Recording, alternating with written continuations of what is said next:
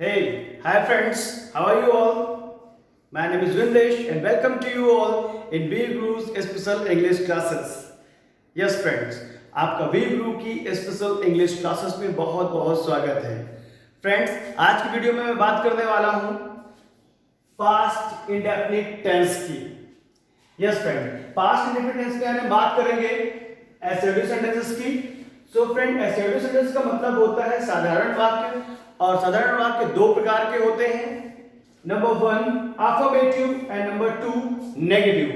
तो आज सबसे पहले हम बात करेंगे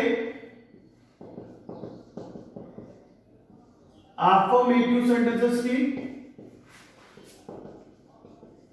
और उसके बाद हम बात करेंगे नेगेटिव सेंटेंसेस की। तो सबसे पहले मैं बता दूं कि पास्ट इंडेफिनिट टेंस की पहचान क्या होती है, कैसे हम पहचानेंगे कि सेंटेंस हमारा पास्ट इंडेफिनिट टेंस में है। तो पास्ट इंडेफिनिट टेंस की जो पहचान होती है दोस्तों, इसके वाक्य के अंत में आता है ता था, ती थी, ते थे, आ, ए, ई। अगर हम कोई ऐसा वाक्य लेते हैं जिसके अंत में आता है ता था, ती थी, ते थे, आ, ई या आ, ए, ई, तो वहां पर हम लोग बात करते हैं पास्ट इंडेफिनिट टेंस की। तो लेट्स टेक एग्जांपल। मैंने पहला एग्जांपल लिया, मैंने उसे कल एक पुस्तक दी। तो यहां पे हमने यूज किया दी यानी ई।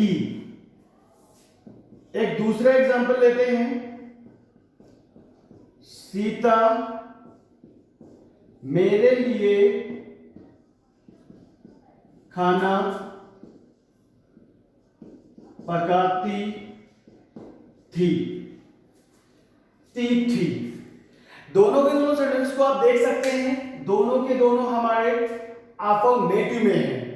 तो यहां पे जो अफर्मेटिव स्ट्रक्चर हम लोग यूज करेंगे सेंटेंस को ट्रांसलेट करने के लिए, वो बहुत ही सिंपल है। सबसे खुशी की बात यह है कि इसमें आपको सिंगुलर और प्लूरल चेक नहीं करना है। सेंटेंस में चाहे सिंगुलर आया हो सब्जेक्ट, और सब्जेक्ट फ्री चाहे आया हो प्लूरल, दोनों ही कंडीशन में हम लोग वर्ब की सेकेंड फॉर्म का प्रयोग करेंगे। सेकेंड फॉर्म लगाने के बाद डायरेक्ट हम लोग ऑब्जेक्ट, और फिर उसके बाद अगर आपका अदर्स आ रहा है तो उसका प्रयोग भी हम यहां पर इजीली कर सकते हैं। So friends, let's translate both of the sentences by using this simple structure. So the first sentence is that मैंने उसे कल एक पुस्तक दी। सब्जेक्ट आया मैंने यानी कि आई, नॉट आई। ओके, सब्जेक्ट के बाद सेकंड फॉर्म यूज करना है। सेकंड फॉर्म यहां पे देने की बात की जा रही है। देने की मीनिंग होती है गिव, और गिव का सेकंड फॉर्म होता है गिव, और हमें यूज यहां पे क्या करना है, सेकंड फॉर्म। तो आई गिव, मैंने दिया उसे यानी कि him. I gave him a book yesterday, यानी यहां पे बीते हुए कल की बात की जा रही है, इसलिए हमने यहां पे यस्टरडे का प्रयोग किया। हमारा सेकेंड सेंटेंस है, सीता मेरे लिए, सीता मेरे लिए खाना पकाती थी। सब्जेक्ट यहां पे सीता आया है, सिंगुलर है, कोई बात नहीं। यहां पे बात की जा रही है पकाने की। पकाने की इंग्लिश होती है कुक, और कुक की सेकेंड फॉर्म होती है कुक, और हमें यहां पे यूज करना है सेकेंड फॉर्म। तो हमने यहां पे सेकेंड फॉर्म का प्रयोग किया, सीता कुक्ड द फूड। ये ऑब्जेक्ट आ गया। आगे जो बात है वो अदर्स की होगी। आगे बात थी मेरे लिए यानी कि फॉर मी। आप देख सकते हैं कि दोनों के दोनों अफर्मेटिव सेंटेंस हमारे सिंपल से स्ट्रक्चर से आराम से मैंने इसको ट्रांसलेट कर लिया। अब आपके पास कोई भी सेंटेंस आता है जो प्रेजेंट इंडेफिनिट टेंस में, सॉरी पास्ट इंडेफिनिट टेंस में है और अफर्मेटिव में है, आप इस सिंपल से स्ट्रक्चर के थ्रू सेंटेंस को ट्रांसलेट कर सकते हैं। कोशिश जरूर कीजिएगा, कुछ सेंटेंसेस बनाइएगा, फिर ध्यान रखिएगा सेंटेंस के अंत में आना चाहिए ता था, ती थी, ते थे, आ, ए, ई। सो नाउ अब हम लोग बात करेंगे अपने नेगेटिव सेंटेंसेस की। So let's wait. सो हम बात करने वाले हैं नेगेटिव सेंटेंसेस की। मैंने एग्जांपल लिया, आज सीता ने खाना नहीं पकाया। दूसरा सेंटेंस, वे मैच नहीं खेलते थे। देखिए यहां पे आया थे और यहां पे आया आ। दोनों के दोनों सेंटेंसेस में हमने नहीं का प्रयोग किया, इसका मतलब सेंटेंस हमारा नेगेटिव में है। सो नेगेटिव का स्ट्रक्चर क्या होता है फ्रेंड्स, आपको सिर्फ इतना करना है, नेगेटिव सेंटेंसेस में हमें वर्ब की सेकंड फॉर्म का प्रयोग बिल्कुल नहीं करना है। हम लोग जो वर्ब की फॉर्म का यूज करेंगे वो होगी वर्ब फर्स्ट फॉर्म। आपने पढ़ा होगा प्रेजेंट इंडेफिनिट टेंस, उसमें हम लोग प्रयोग करते थे नेगेटिव सेंटेंसेस में डू और डज का, और यहां पे हम लोग प्रयोग करने वाले हैं डिड नॉट का। फिर चाहे सेंटेंस हमारा सिमिलर हो या प्लूरल, कोई मैटर नहीं करता है, हमें हर नेगेटिव सेंटेंसेस में जो पास्ट इंडेफिनिट टेंस का है उसमें डिड नॉट का प्रयोग करेंगे।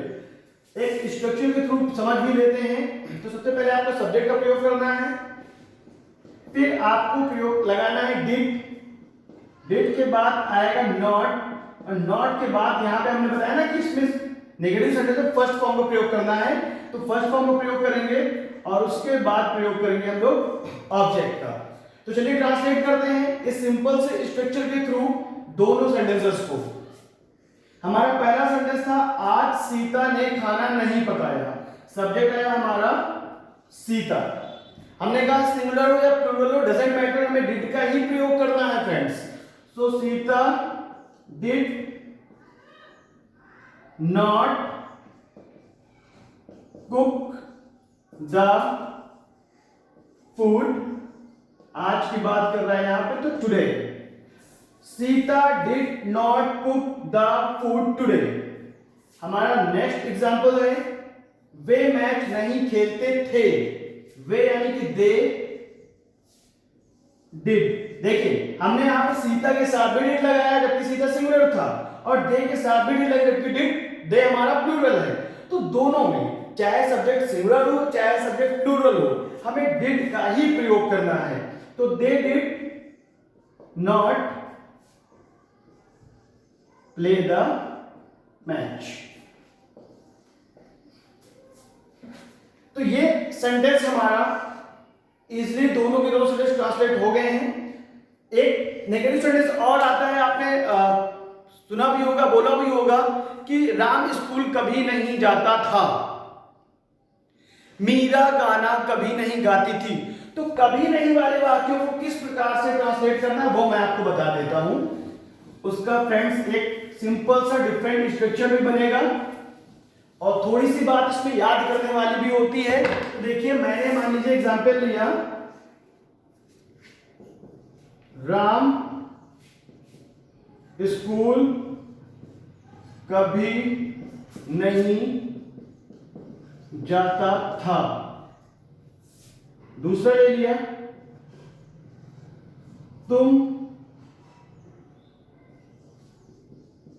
खाना कभी नहीं पकाती थी। तो कभी नहीं वाले वाक्यों में फ्रेंड्स हमें डिड नॉट का प्रयोग बिल्कुल नहीं करना है। करना क्या है मैं आपको बता देता हूं। आप एक सिंपल सा स्ट्रक्चर बनाऊंगा, उसके थ्रू कभी नहीं वाले सेंटेंसेस आते हैं पास्ट इंडिपेंडेंस के, आप ट्रांसलेट कर सकते हैं। करना कुछ नहीं है, सिर्फ आपको सब्जेक्ट का प्रयोग करना है। सब्जेक्ट के बाद लगाना है आपको नेवर। नेवर के बाद हमें यहां पे सेकेंड फॉर्म का ही प्रयोग करना है। फिर ऑब्जेक्ट, यानी कि पहले सब्जेक्ट फिर never, verb second form object. Sentence negative है लेकिन फिर भी हमने डिड नॉट का प्रयोग नहीं किया। क्यों? क्योंकि यहां पर कभी नहीं आया हुआ है। तो कभी नहीं वाले वाक्यों में नेवर के साथ वर्ब के सेकेंड फॉर्म का प्रयोग किया जाता है। तो चलिए मैं आपको ट्रांसलेट करके दिखा देता हूं। राम स्कूल कभी नहीं जाता था, यानी कि राम